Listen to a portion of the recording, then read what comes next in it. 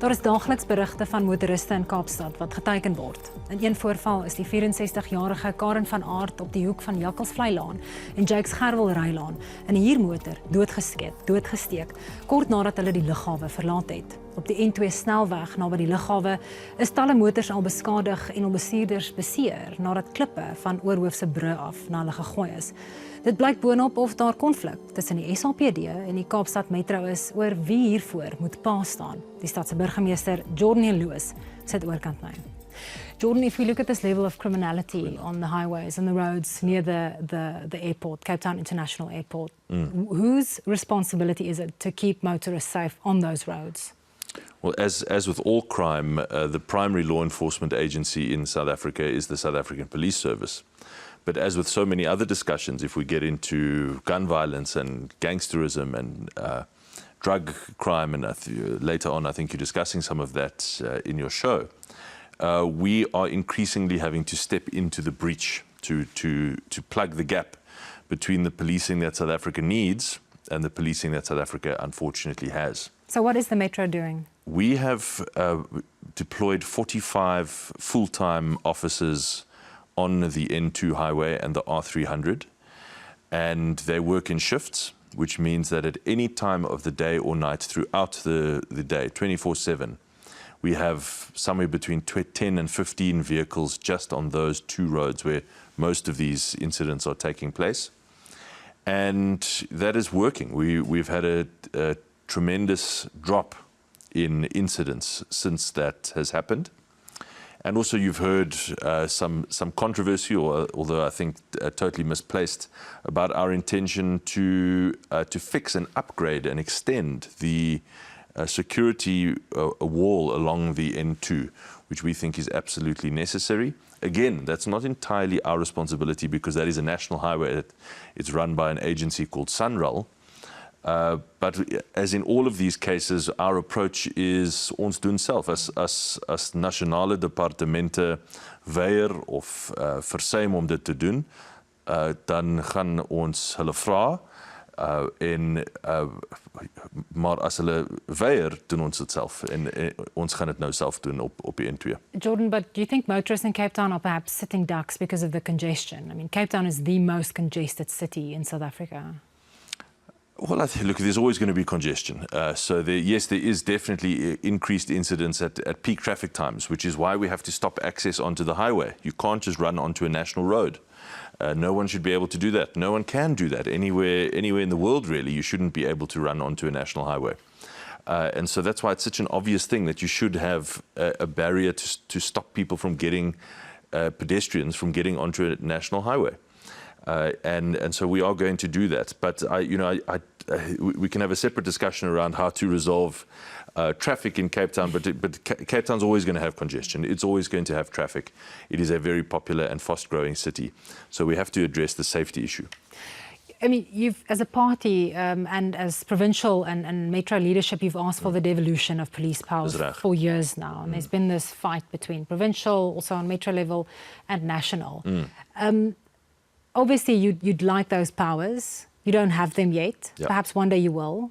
The Metro's budget is stretched in terms of doing this. So now we've sort of reached a deadlock. Should motorists just accept that riding on those roads and on those highways that they're in danger?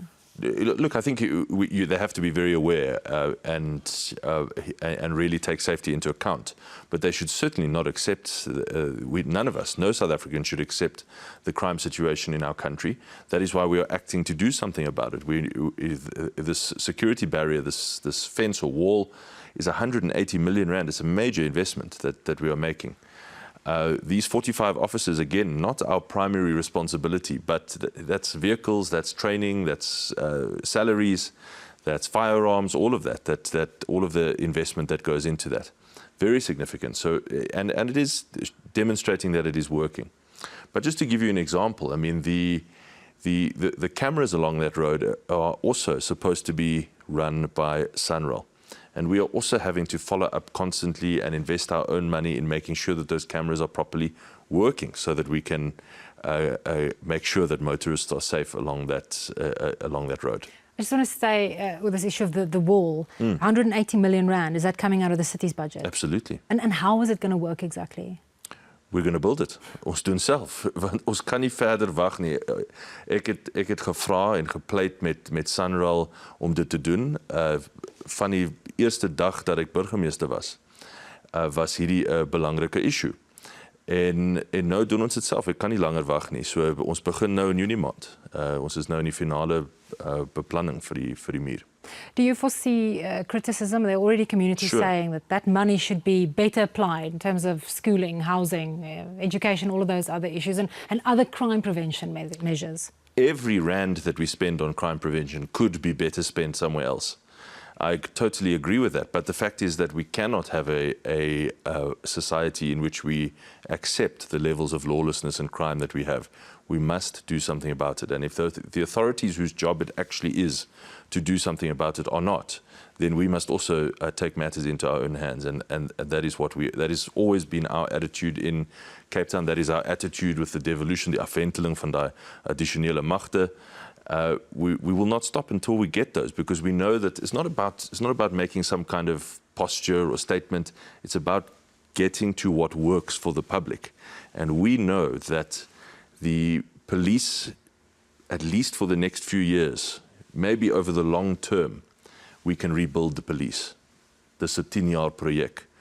But now, what we have to do is get those powers ourselves so that we can make sure that crimes are properly investigated and prosecuted. So following a recent attack, arrests were made, most of them 14-year-old youths. Correct. What is that?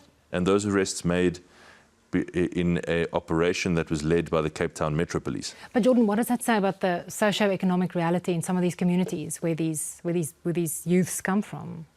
In fact, Lourensa, increasingly we find that many violent crimes are committed by essentially children, 11, 12, 13-year-old boys, who are increasingly used by gangs to do their dirty work, because they know that if there's an arrest made, that arrest is going to be of that child instead of them, the person actually pulling the strings.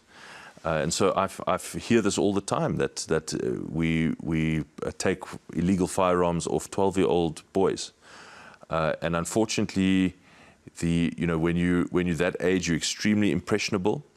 You're looking for friends. You're busy still discovering who you are as a person inside.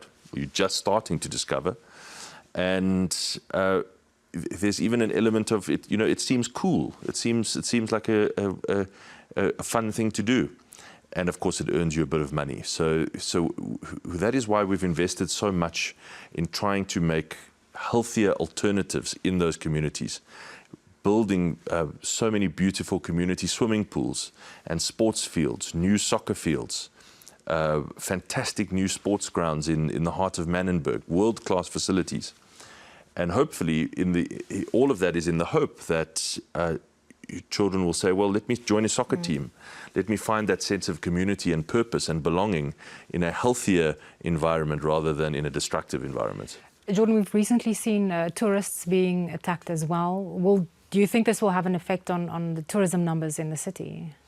I don't think so. Actually, our tourism incidents, with the exception of this tragedy of the person from Mpumalanga, from Nelspruit, an absolute tragedy. That's the first tourism incident we've had in a long time, actually. We've had a very good run, touch wood, of safety over this festive season. If you cast your mind back 3 years ago, roughly, 4 years ago, roughly, we had an absolutely terrible spate of muggings on the mountain, for example, and robberies in tourist hotspots. That has completely stopped because, again, of the officer deployments that we've made. We've got 15 or 20 officers every day on the mountain in plain clothes. They look like ordinary hikers. You won't know that they are there, but they are protecting people who are using the mountain. And all of these investments that we are making, again, just filling those gaps that are there. And we've actually seen it work. We've seen almost no incidents over the last few years. Geordin, thank you so much. Thank you very much.